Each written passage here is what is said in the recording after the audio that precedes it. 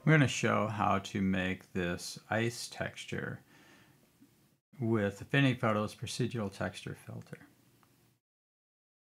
This is the ice texture I came up with. I tried to make one a while ago, but I didn't get very good results. And then I watched Ben Cloward's tutorial on ice.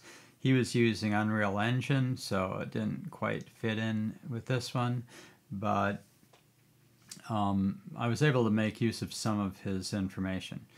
The most interesting aspect of this is this transparency effect, where it looks sort of like I'm looking through one layer to an underlying layer. So I can see through this layer and see another one. If I increase the depth of this, you can see there's almost like there's two layers here, and you can sort of see through one to the other. So that's the main effect of this.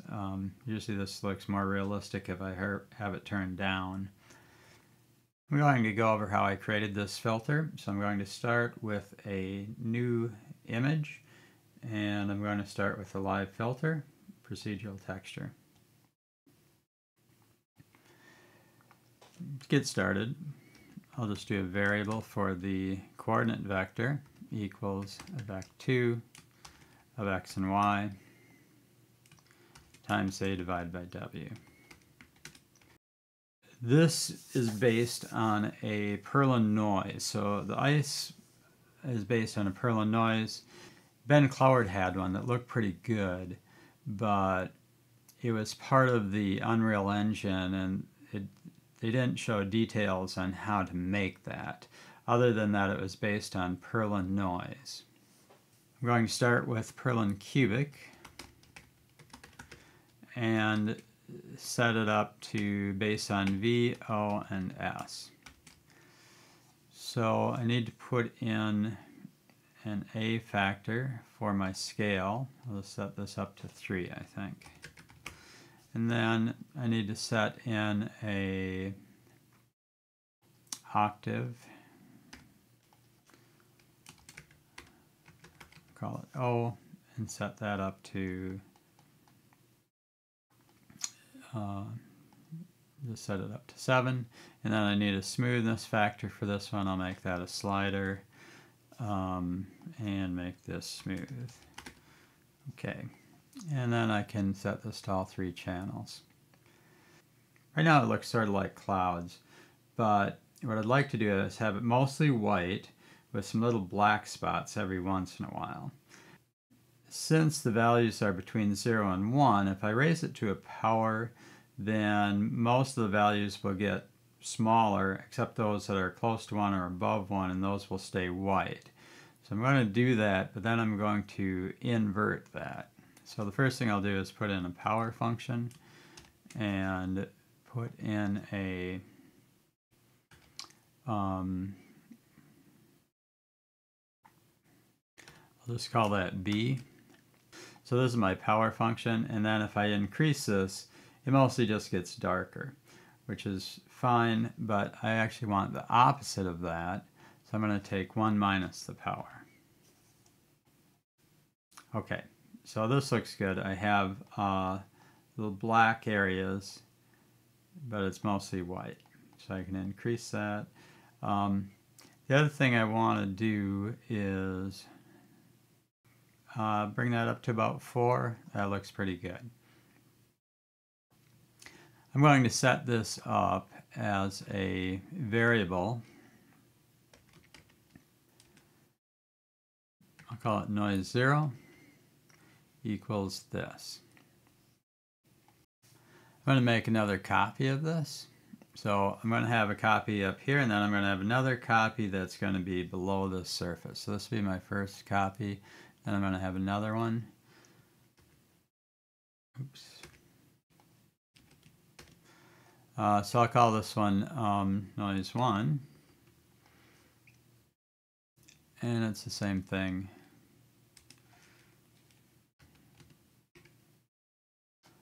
over here. Now to give the ice, make it look a little more realistic, I know for real ice, it has sort of a you know, some areas of it where it's sort of cloudy and others where you can see through it. I want to try to create that see-through impression. How can I do that? And I watched Ben Cloward's video, and he is able to do that, and I'm going to go over what he described in there a little bit. I'm going to start with a surface here, and then I'm going to have a, I'll just put a surface normal on there. So here's my surface normal. Call it N. And then I'm going to look at this with my eye. And so that's how I'm looking at this surface. I'll call that E. And then coming out of that is a reflection from the surface, R. So if I have light coming in, it'll reflect at the same angle.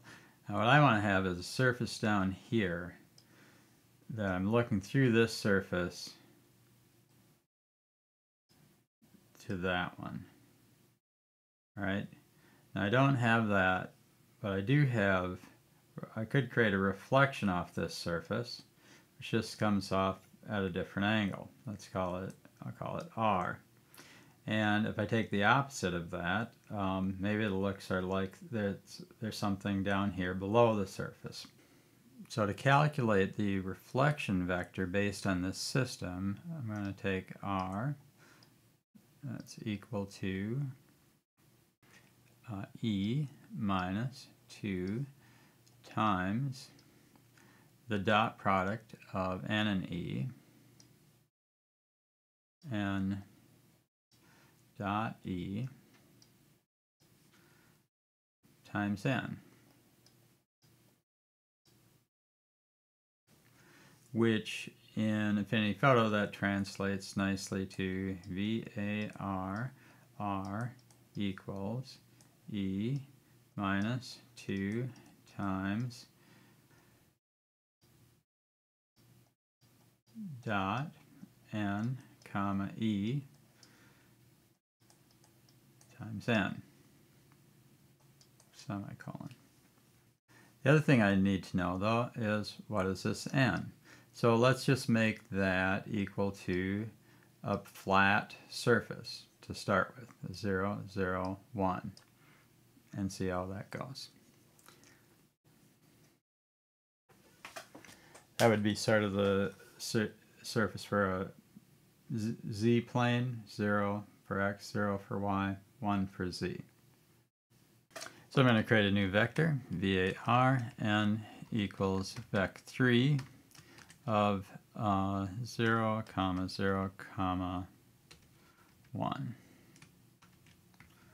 And I'll create a reflection, so that's variable of R equals E minus 2 times dot N comma E times N. Okay, so I don't have my E vector. I have my N, which I made, but I don't have the E. So I'm going to put that in. That'll be an elevation rotation input. And I'll just label that one E. And let's see, it doesn't do anything yet. I haven't used it. So let's put it in here. So where does that go in? So I'm just going to subtract that from my coordinate vector, minus R. And because R is the reflection, I could add it, but I think since I want it to be the opposite of the reflection, I'll try subtracting it. Okay, and so it didn't, when it goes black like that, that means something isn't right. And so I looked at it and I thought, oh, it must need to be, this is a vec2, this other one was a vec3, so I'm going to make it into a vec2. So I'll do vec2 of R, and I'll just take the dot x and R dot y, and like that. Let's see if that did it. Okay, so it likes it. I'm going to, so to do anything, it didn't seem to do anything, but now if I rotate this around, oh, that's so cool. Although, is it really? Because I might be just moving it around. There are a lot of ways I can move this around, like with the R vector. Or if I use relative x and relative y, I could move it around. So that isn't too exciting. Now, when it's on in the Unreal Engine on a 3D cube, it looks a lot cooler when you do that. But now it doesn't look like too much. But I'm about to change that. So right now, I have this perfectly mirror-like surface right here. And what Ben does in his videos, he says, okay, but let's make that into my noise vector. So I'm going to make this, instead of 001, I'm going to put in noise, my NZ0, which is why I created that factor here. Okay, that changed something. So now the depth that it's looking down will be based on this noise function. And so where it's a darker value, I'm going to be looking down deeper, and where it's whiter, it'll be looking less deep.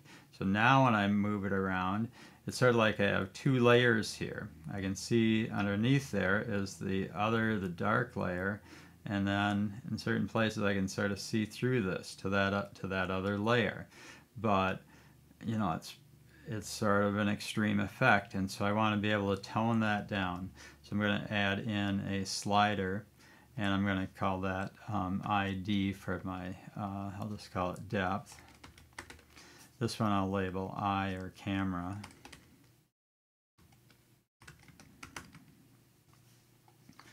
Like that. Okay, and then I have to multiply this. I'm going to multiply this vec2 up here by ID times that. Alright, so now I can bring this down to a small amount. And now when I move it around, it only moves around a little bit. And it sort of removes a lot of that depth. So I can set this. I'll just leave this in. If I want to try a little more depth, I can add more, or I can leave just a little bit. I'd like to make it colored, so I think I will add some color to this next. So I'm just going to add, I'll add two different colors. VC1 and VC2. And instead of just noise, I'll have VC1 times my noise. And then I'm going to add on, and I'm going to take VC2 times 1 minus my noise 1 function.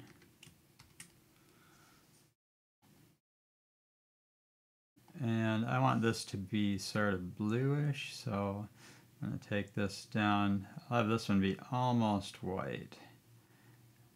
Maybe I could have it a little purpley, something like that.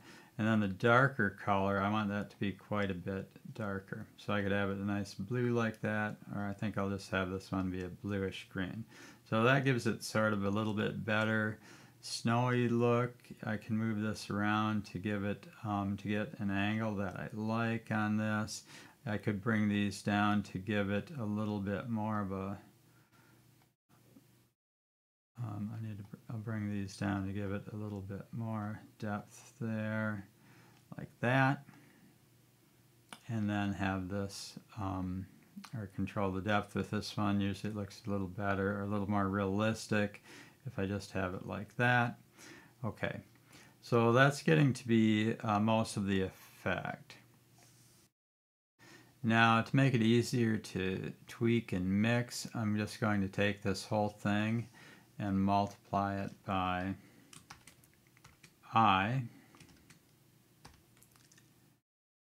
and then add an offset. And so I'll give it a fader I, I'll just call that a fader. And then this one I'll have go, the offset I'll have go from -1 to 1, and just make that an offset so that I can sort of control this if I don't want it to be so intense. Or I can control the sort of the contrast and the brightness with these two if I want to. But I'll just leave this up for now. That looks pretty good. Now I could add turbulence to these if I wanted to. I did in the other one. I had a little turbulence function, but I think that's the main effect. I'll put the equation for the formula in the description for the video, and I'll also add some links to Ben Cloward's video if you want to get more information, and to the calculation for the reflection vector. Let me know if you have any comments or questions, and thanks for watching.